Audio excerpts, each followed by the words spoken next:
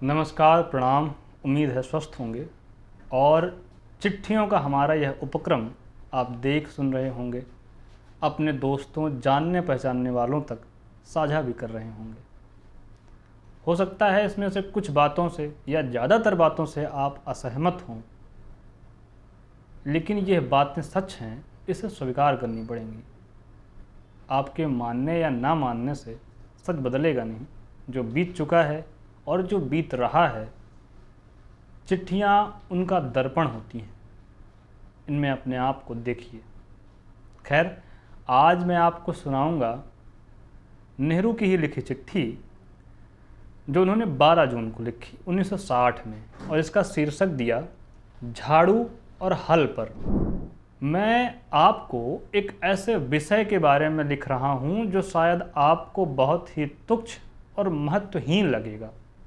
यहाँ हम बड़े मुद्दों पर काम कर रहे हैं, बड़ी बड़ी परियोजनाओं की योजना बना रहे हैं और यह सब, लेकिन फिर भी जो मैं आपको लिख रहा हूँ वह मुझे बुनियादी महत्व का लगता है। मैं आपको झाड़ू के बारे में लिख रहा हूँ। एक साधारण झाड़ू जिसका इस्तेमाल हमारे सफाई कर्मी और सफाई कर्मचारी करते हैं और हमारे घरों में भी करते हैं। सामान्य भारतीय झाड़ू का इस्तेमाल तभी किया जा सकता है जब कोई व्यक्ति झुककर झाड़ू लगाए या बैठकर झाड़ू लगाए। ज़्यादातर घरेलू कामों में शायद वह ज़्यादा मायने न रखे, हालांकि वहाँ भी यह परेशानी भरा होता है। लंबे हैंडल वाली झाड़ू या ब्रश जिसका इस्तेमाल व्यक्ति खड़े होकर भी कर सकता है, काम के लिहाज से कहीं ज़्यादा कारगर है और इसका इस्तेमाल करने वाले व्यक्ति को भी कम थकान होती है। जहाँ तक मुझे पता है, पूरी दुनिया में इन खड़े झाड़ू या ब्रश का इस्तेमाल किया जाता है। फिर हम एक आदिम हैं, पुराने तरीके को क्यों अपनाते हैं, जो अक्षम और मनोवैज्ञानिक रूप से पूरी तरह से गलत है। इस तरह से झुककर झाड़ू लगाना चाहिए। लगाना और शारीरिक रूप से ज़्यादा थकाने वाला भी होता है, और मुझे लगता है कि यह मन में एक तरह की अधीनता को बढ़ावा देता है। लेकिन मुख्य विचार व्यक्तिगत गृहस्वामी का नहीं, बल्कि निगमों और नगर पालिकाओं की ओर से किए जाने वाले बड़े पैमाने पर सफाई कार्यों का है। निस्संदेह इन्हें लंबे हैंडल वाले झाड़ू या ब्रश से इस्तेमाल से और अधिक कुशल बताया जा सकता है। मुझे लगता है कि हर नगर निगम, नगर पालिका को छोटे लेकिन दूरगामी सुधार को लाने के लिए प्रेरित किया जाना चाहिए। वे आसानी से अपने लंबे हैंडल वाले झाड़ू और ब्रश अपने सफाई कर्मियों को, क्लीनर को दे सकते हैं।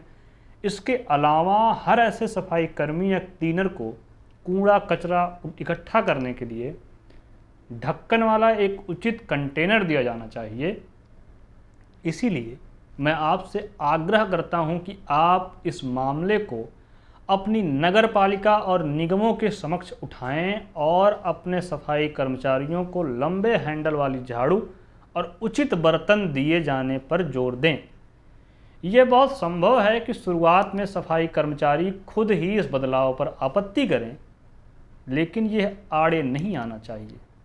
मैं यह भी सोचता हूं कि सभी नगरपालिका सफाई कर्मचारियों, क्लीनरों के पास उचित वर्दी होनी चाहिए।